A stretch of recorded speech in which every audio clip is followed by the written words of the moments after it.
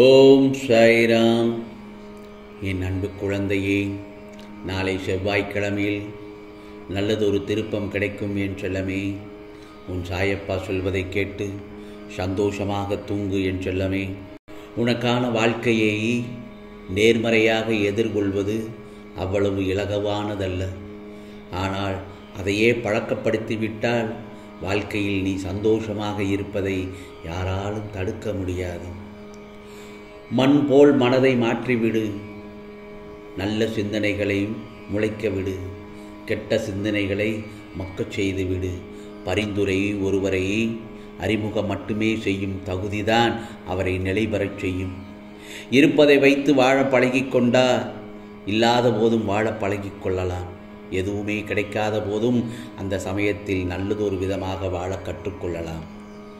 முகத்தில் ஒரு சிறிய புன்னகை நமக்கு வாழ்க்கையில் ஒரு நம்பிக்கையை அளிக்கும். பணத்தை நாம் கையாள வேண்டும், பணம் நம்மை கையாளக்கூடாது. அன்பு அழகான பொக்கிஷம், அதை பத்திரமாக பயன்படுத்த வேண்டும். கோபம் வரவேண்டிய இடத்தில் வராவிட்டால் பயனற்றது. வரக்கூடாத இடத்தில் வந்தால் அது மிகவும் பெரிய ஆபத்தானது. ஆகவே வாழ்க்கையில் கற்றுக்கொண்டே இரு. உலகம் மாறிக்கொண்டே இருக்கிறது. உலகில் ஏற்படும் மாற்றங்களை புரிந்துகொள். மாற்றம் ஒன்றே மாறாதது. அன்னத்தை போல் இரு என் செல்லமே. தீதையும் நன்றையும் பிரித்தறிய கற்றுக்கொள். உனக்கு நீதான் துணை.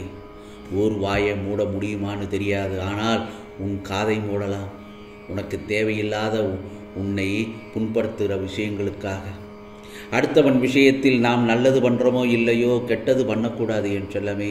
எது செய்தாலும் செய்கிறதா இருந்தாலும் அதற்கு ஒரு நியாயமான காரணம் இருக்க வேண்டும். அதையும் ஒழுங்காக செய்ய வேண்டும். அப்போதுதான் அது நல்ல காரியமாக மாறும்.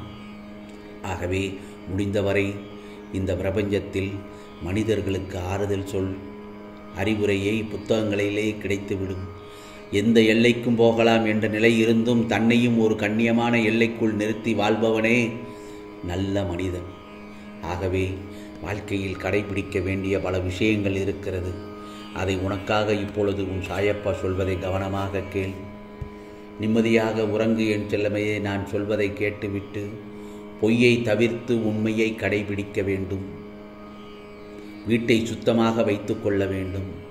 காலையில் நீராடி முடிந்ததும் உனது இஷ்ட தெய்வத்தை வணங்க வேண்டும். பொருட்களை வரிசையாக அடுக்கி வைக்க வேண்டும். வீண் விரயம் செய்யக்கூடாது. கோபம், பொறாமை, எரிச்சல், வெறுப்பு, புறம்பேசுதல், கூச்சலிடுதல் ஆகிய குணங்கள் கூடாது. சின்ன குழந்தைகளிடம் பரிவோடும் பாசத்தோடும் நடந்து கொள்ள வேண்டும்.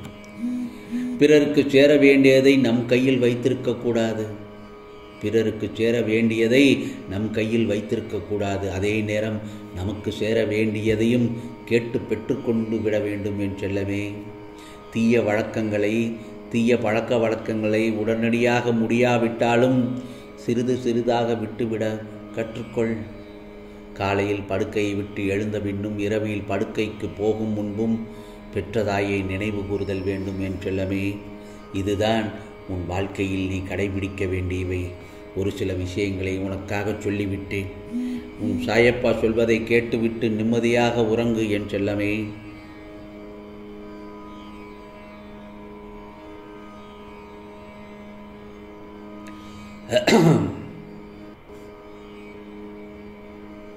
வாழ்க்கையில் நிம்மதி வேண்டுமென தேடுகிறோமே. ஆசைகளை கைவிட யாருமே நினைப்பதில்லை. ஆசை உள்ளவனே உண்மையில் ஏழையாகிறான். தனக்கென ஒரு பழத்தை கூட மரம் வைத்து கொள்வதில்லை. அதுபோல பிறருக்கு கொடுத்து உதவுவதில் மகிழ்ச்சி கொள்.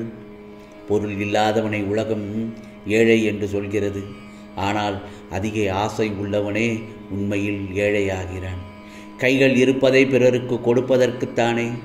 உன்னிடம் உள்ள ஒன்றை இல்லாதவர்களுக்கு அளித்து காணும் மகிழ்ச்சி, அதுவே உயர்ந்த திருப்தி. கொடுக்கும் சக்தி உள்ளவர்கள் இல்லாதவர்களுக்கு கொடுத்து மகிழுங்கள். குறுகிய காலமே இந்த வாழ்க்கை.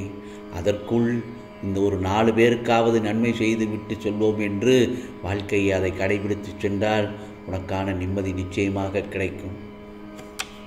மௌனம் என்றால் என்ன என் செல்லமே? நான் சொல்வதை சற்று கவனமாக கேள். காற்றுக்கு இலைகள் அசைகின்றன. மலர்கள் அசைகின்றன, கொடிகள் அசைகின்றன, மரங்கள் கூட அசைகின்றன. ஆனால் மலைகள் அசைவதில்லை. அசைவது பலவீனத்தை காட்டுகிறது, அசையாதது உறுதியை காட்டுகிறது. எப்பொழுதும் சலசலவென்று பேசுகின்றவன் எவ்வளவு பெரிய கெட்டிக்காரனாக இருந்தாலும், சொற்பொழிவாளனாக இருந்தாலும் தன் பலவீனத்தை காட்டிக்கொள்கிறான். மௌனமாக இருப்பவன் முட்டாளாக இருந்தாலும் பலசாலியாக காணப்படுகிறான். ஆகவே பேசாமல் இருப்பதும் ஒரு விதமான திறமைதான் அல்லவா? பேசும் திறமையை விட மிக பெரியது. அதனால்தான் ஞானிகளும் பெரிய மேதைகளும் குறிப்பிட்ட சில காலங்களில் மௌன விரதம் அனுஷ்டிக்கிறார்கள். மௌனம் ஒரு மகத்தான கலை, அது தெய்வீக கலையில். அதே நேரத்தில் உண்மையை பேசி வாழ்வதே சிறந்ததொரு தர்மம். பொருத்தமாக பொய் பேசக்கூடியவர்கள்தான் கடைசி வரை யோக்கியனாகவே இருந்து வருகிறார்கள். வார்த்தைகள் எல்லை மீறும் போதெல்லாம் மௌனமாக இரு. ஏனென்றால் வார்த்தைகளால் வாழ்க்கையை இழந்தவர்கள் இங்கு ஏராளமாக இருக்கிறார்கள்.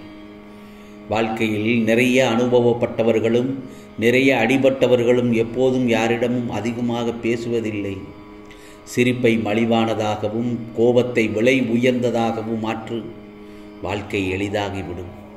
தொல்லையாக இருந்தாலும் தொந்தரவு கொடுப்பதற்கென்றே யாரேனும் அருகில் இருந்து நயனைத்து கொண்டிருக்கும் வாழ்க்கை மிகவும் அழகானது. ஆகவே தவறை மன்னித்து விட்டேன் என்பதை விட மறந்து விட்டேன் என்பதே உறவை பலப்படுத்தும். நான் சொல்வது என்ன தெரியுமா? சிலரிடம் விவாதம் வேண்டாம் என விலகி போவது பயத்தினால் அல்ல, பயனில்லை என்பதனால்தான். மனிதன் தன்னைத்தானே மகிழ்ச்சியாக வைத்துக்கொள்ள துவங்கும் போதுதான் பிறருக்கு தீங்கு இழைப்பது குறித்து எண்ணாதவனாகவும் தான் என்ற அகங்காரம் நீங்கியவனாகவும் இருக்கிறான். உன் வாழ்க்கையில் இன்னும் எத்தனை நாள் இழந்து போன விஷயங்களையும் உறவுகளையும் நினைத்து வருத்தப்படப் போகிறாய். அவர்கள் உன் அன்பை சிறிதும் உணராத மனம் படைத்தவர்கள் என்று நீ அறிவாய் அல்லவா? அதை உணர்ந்து தெரிந்த பிறகும் அவர்களுக்காக இன்னும் உன் நிமிடங்களை செலவழித்து உன் வாழ்க்கையின் சந்தோஷத்தையும் நிம்மதியும் இழக்காதே. கவலைப்படாதே என் செல்லமே. அவர்களுக்காக நீ ஒரு நிமிடம் கூட ஒதுக்க வேண்டாம். ஒரு அமைதியாக அவர்களை விட்டு நகன்று விடு. அவர்களை பற்றி யோசிக்காதே. உன் கோபம் நியாயமானது தான், ஆனால் அது வேண்டாம் என் செல்லமே. அது உன்னையும் உன் நிம்மதி, சிரிப்பு, சந்தோஷத்தையும் துளைத்துவிடும். உனக்கு எந்த விதமான குழம்பும் நிலை வேண்டாம். அனைத்தையும் என்னிடம் நீ விட்டு விட்டாய் அல்லவா? இனிமேல் எல்லா நல்ல காலம்தான் உனக்கு. நாளைய பொழுது உனக்கு நல்ல பொழுதாகத்தான் விடியும் என் செல்லமே. உன்னை நிச்சயம் நான் உயர்த்தி பிறர் நிமிர்ந்து பார்க்கும் வண்ணம் உன் வாழ்க்கையில் வெற்றியில் வாழ வைப்பேன். கவலைப்படாதே. இது சாயப்பாவின் சத்திய வாக்கு. உனக்கானதெல்லாம் நிச்சயமாக நல்லதே நடக்கும், நல்லதே நடக்கும். ஓம் சாய்ராம், ஓம் சாய்ராம். ராம்ஜி அருள் கிடைக்கட்டும்.